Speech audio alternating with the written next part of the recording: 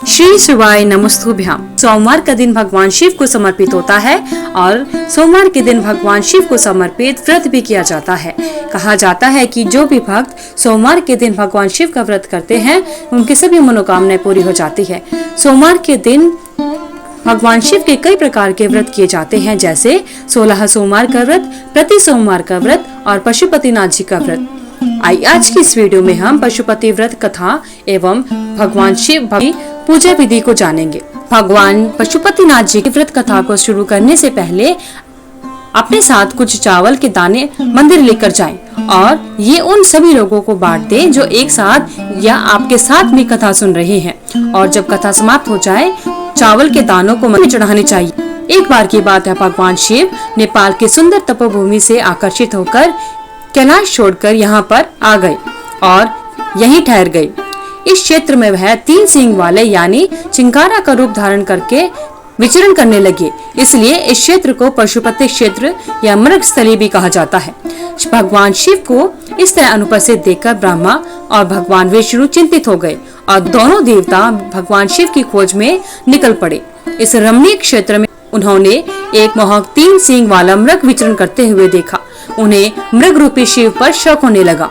योग विद्या से ब्रह्मा जी ने तुरंत पहचान लिया कि यह मृग नहीं बल्कि भगवान आशुतोष है। तुरंत ही ब्रह्मा जी उछल पड़े और मृग के सींग को पकड़ने की कोशिश करने लगे। इससे मृग के सींग के 3 टुकड़े हो गए। सींग का एक पवित्र टुकड़ा टूटकर यहाँ पर वे गिर गया, जिसकी वजह से यहाँ महारुद्र जी का जन्म हुआ, जो आगे चलकर पशुपतिनाथ जी के नाम से प्रसिद्ध हुआ। भगवान शिव की इच्छा के अनुसार भगवान विष्णु ने भगवान शिव को मोक्ष देने के बाद नागमती के ऊंचे टीले पर एक लिंग की स्थापना की, जो पशुपतिनाथ जी के रूप में प्रसिद्ध हुआ। आप पशुपति व्रत जिस सोमवार से करना प्रारंभ कर रहे हैं, उस सोमवार को स्नान करने के बाद में साफ स्वच्छ वस्त्र धारण करने चाहिए और 5 सोमवार तक व्रत करने का संकल्प लेना चाहिए। फिर आप अपने आसपास के मंदिर में जाएं।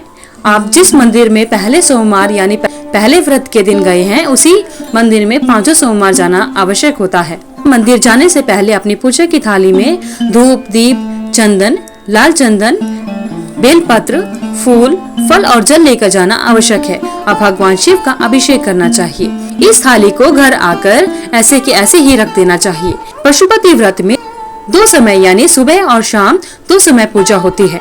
जब आप शाम के समय यानी प्रदोष काल में स्वच्छ होकर मंदिर जाएं, तो इस थाली में मीठा प्रसाद और 6 दीपक घी के लेकर जाने चाहिए। मीठे भोग प्रसाद को बराबर 3 भाग में बांट लेना चाहिए।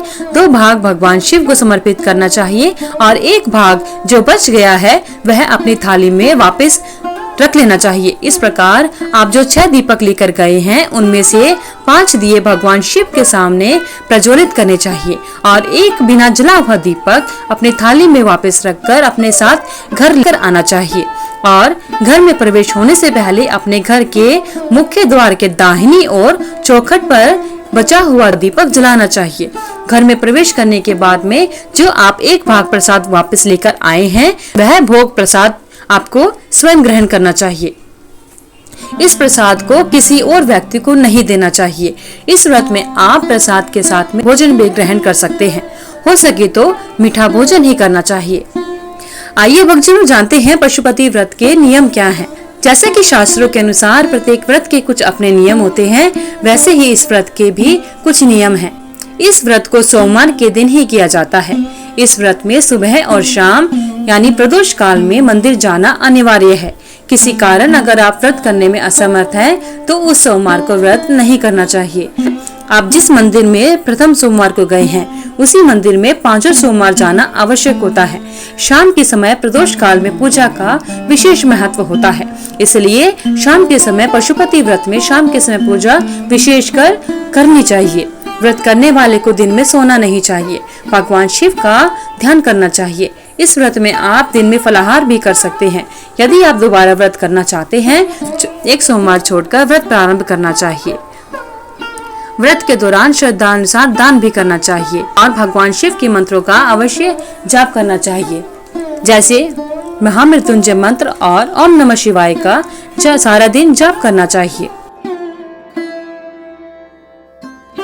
अगर आपको इस वीडियो में दी हुई जानकारी अच्छी लगी तो वीडियो को लाइक करें, शेयर करें, चैनल को सब्सक्राइब करके बेल आइकन को जरूर प्रेस करें ताकि आगे आने वाली वीडियोस की सभी नोटिफिकेशन आप तक समय से पहुंचती रहे।